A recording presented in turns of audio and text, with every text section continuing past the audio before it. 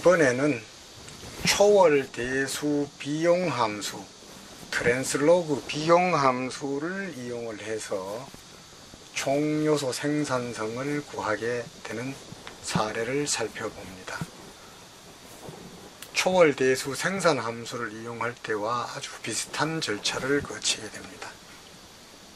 우선 동일한 데이터셋 example-rise 데이터를 불러오고 이것이 패널 자료임을 지정을 해주고 이번에는 총 비용을 계산을 합니다. 총 비용이라고 하는 것은 노동 투입 곱하기 노동 가격, 자본 투입 자본의 사용자 비용, 기계 사용량 기계의 가격, 중간 투입 가격, 그러니까 생산 요소 투입과 각각의 생산 요소 가격을 곱해서 합해 준 것이 총 비용이 됩니다. 토탈 코스트.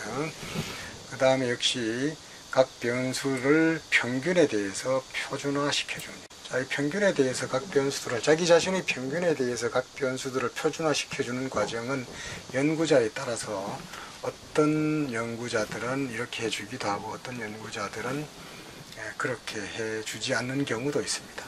물론 경우에 따라서는 분석 결과가 약간 틀리게 나올 수 있습니다만 큰 차이는 없는 것으로 알고 있습니다.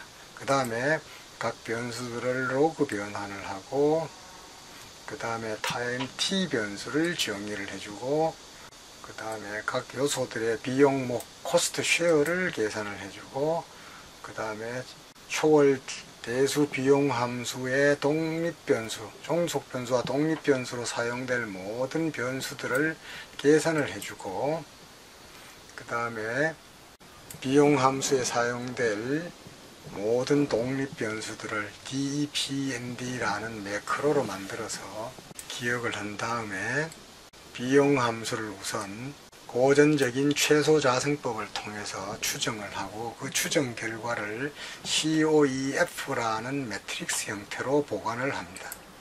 그 다음에 변경 비용 함수를 추정을 하는데 비용 함수를 추정한다. 기술적 효율성을 나타내는 오차항은 하프 노말이다. 독립변수는 이런 것들을 사용할 거다. 그 다음에 기술적 효율성은 t에 따라서 변화한다 라는 것을 지정을 해주고 초기, 이 변경 비용 함수의 초기치는 OLS에서 구한 코에피션트를 초기치로 해서 또다시 근사치를 구하게 됩니다. 근사치를 구하게 되고 그 다음에 맥시멈 라이클리훗 변경 생산 함수를 추정을 하기 위해서 모델을 정의를 할 때 모델은 비용 함수를 추정을 한다. 기술적 효율성은 하프 노말이다. 독립변수들은 이것이다. 기술적 효율성은 t의 변화에 따라서 변화한다. 그리고 위에서 구한 OLS라고 구한 코에피션트 추정치를 변경 비용 함수의 초기치 계산에 사용을 하고 그거를 이용을 해서 최후법으로 추정을 한다. 그 다음에는 이렇게 추정된 변경 비용 함수의 코에피션트와 기술적 효율성 추정치 그리고 데이터를 이용을 해서 총요소 생산성 변화를 구성하고 있는 기술적 효율성을 구하고 생산 증가율을 구하고 생산의 비용 탄력성 규모의 경제 변화 기술 변화를 구한 다음에 이 위에서 구한 규모의 경제 기술 변화 기술적 효율성 변화를 합해서 총요소 생산성으로 정의를 합니다. 그 다음에 위에서 구한 이 모든 지표들의 단순 기술 통계량을 살펴봅니다.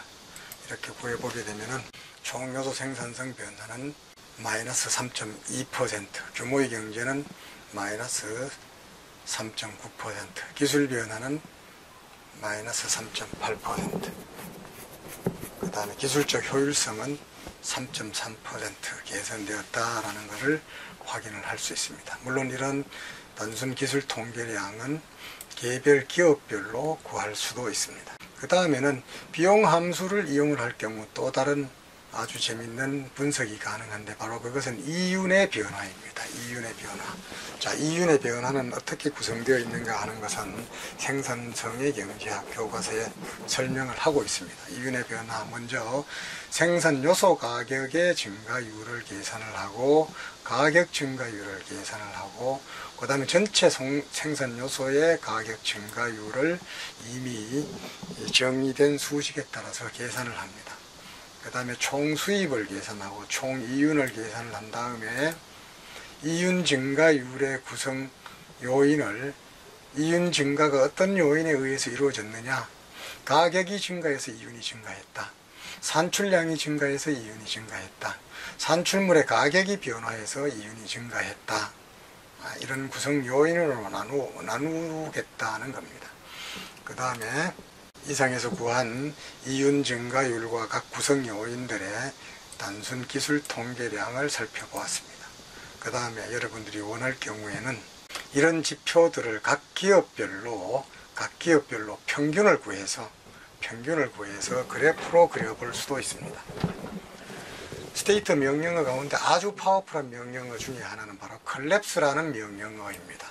자, 기존에 있는 이 데이터 가운데 자기가 원하는 데이터를 컬랩스라는 명령어를 이용을 해서 미인을 구해달라 이겁니다. 모든 저것들에 대해서 이 값들에 대해서 바로 평균값을 구해달라는, 모든 연도의 평균값을 구해달라. 아주 파워풀하고 이 명령어를 잘 사용할 경우에는 아주 편리하게 활용할 수가 있습니다.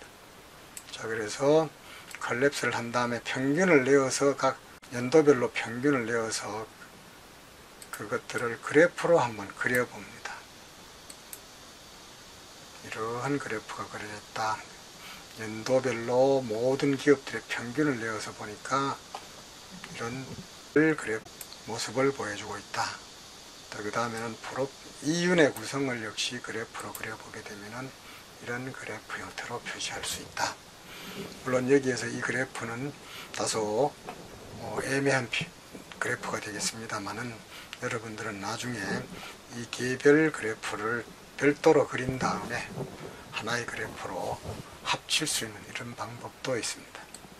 지금까지 여러분들은 초월 대수 비용 함수를 이용을 해서 총요소 생산성 증가율, 규모의 경제, 효과, 기술적 효율성 변화, 순수한 기술 변화를 측정을 해 보았습니다.